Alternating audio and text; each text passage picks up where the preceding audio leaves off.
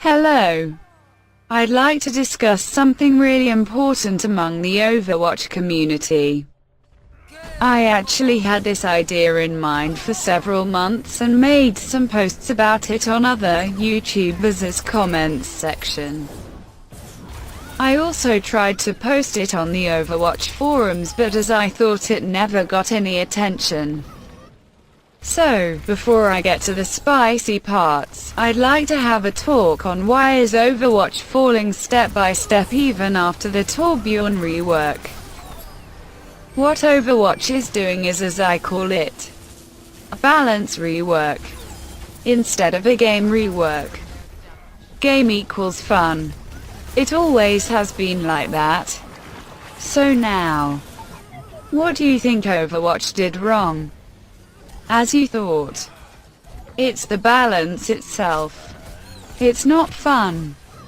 Also, if you want to balance a hero, then balance it properly. Moving the ultimate to an overpowered ability is not called rework. It's just a huge buff if you think about it. Overwatch actually did the right thing for once with Hammond, but then returned to the wrong way they were going. They made such an overpowered hero but with a high skill gap. That is perfection. Hammond as a hero is perfection. But what makes Hammond not perfect is the game itself. Because D.Va could literally do the same thing that Hammond does but better and with a lot less skill required. And that make Hammond useless.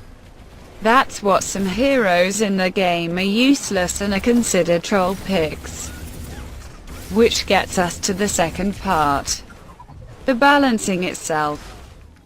There is something really weird happening at the Overwatch team where if they heard that Roadhog is OP, they just nerf him instead of buffing other heroes.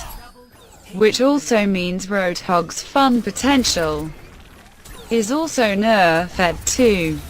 So if you liked Roadhog before the nerf, and you decided to main him, guess what?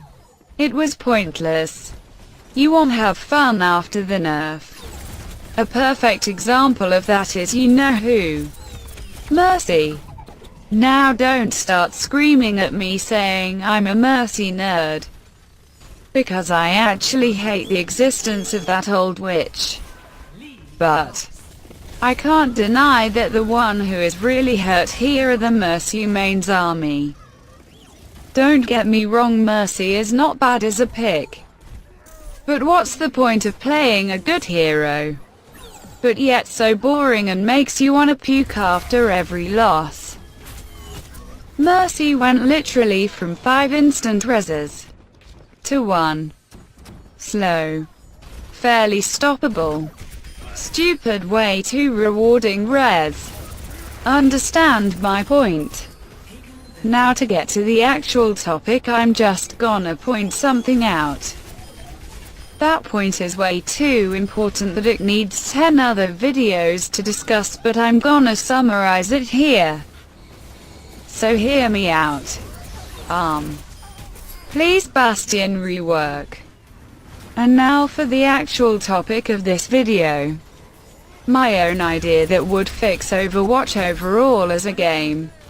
And if they actually listen and carefully execute all my points and examples well, then Overwatch will be better than the good old times, when you actually can't wait to get home to play Overwatch and grind that sexy golden gun that literally every scrub has right now.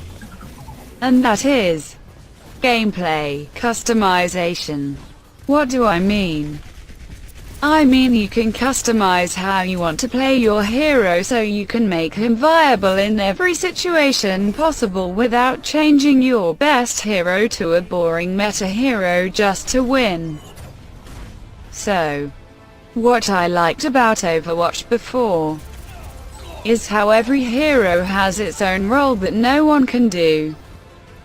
And by teamwork you can fix the gaps that the team needs. Yeah. As an idea it's good. but it led to other bigger problems that makes the game unplayable literally. Those problems are lack of skill rewarding. What I mean that by locking heroes to certain capabilities creates some counters to that hero. And a counter is a hero which by luck can easily kill a different hero easily due to playstyle reasons. But now my idea comes to shine. Gameplay customization can let you play that same hero every game, but actually in a viable way every single time. So now you ask, how are they gonna do that? And I answer you with a simple great example to make you understand. I'm more familiar with Bastion and I know how and where he works, and not perfectly, so I'm gonna use him for my example. So, let's start.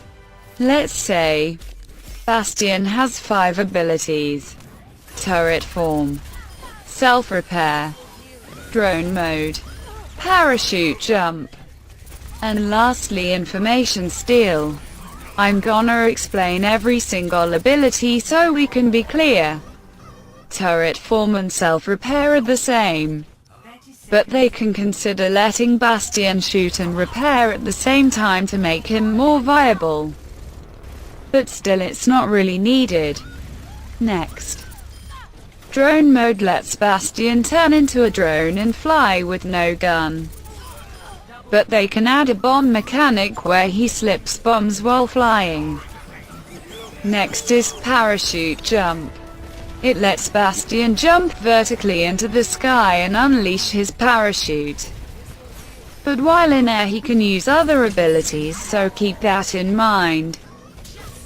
And lastly, information steal is an ability where Bastion uses that weird vision that he used in the last Bastion cinematic short to know the way.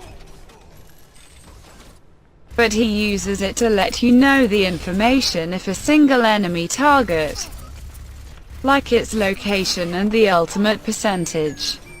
Now we are done with the abilities, let's get to the ultimate. Every hero has 3 ultimates. As for Bastion, he has tank mode as we know it, and 1000 HP beta shield.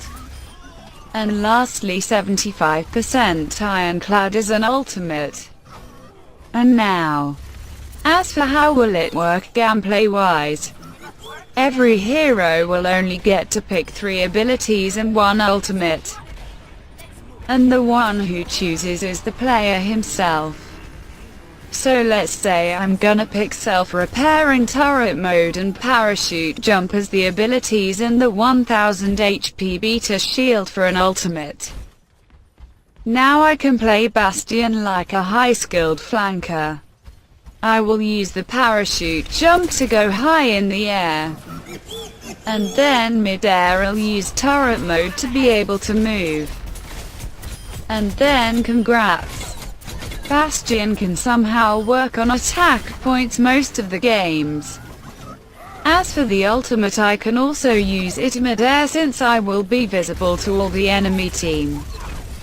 So that beta 1000 HP shield suddenly appears for 8 to 10 seconds, allowing me to get some shots at the enemy team.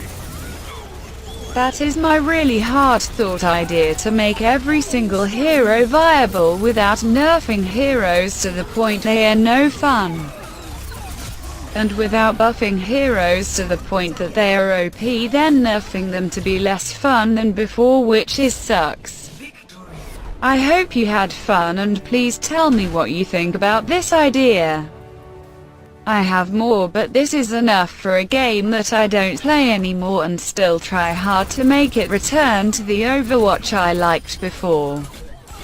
In the end, I just want to get home.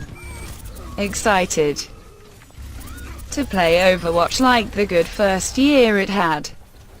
Goodbye.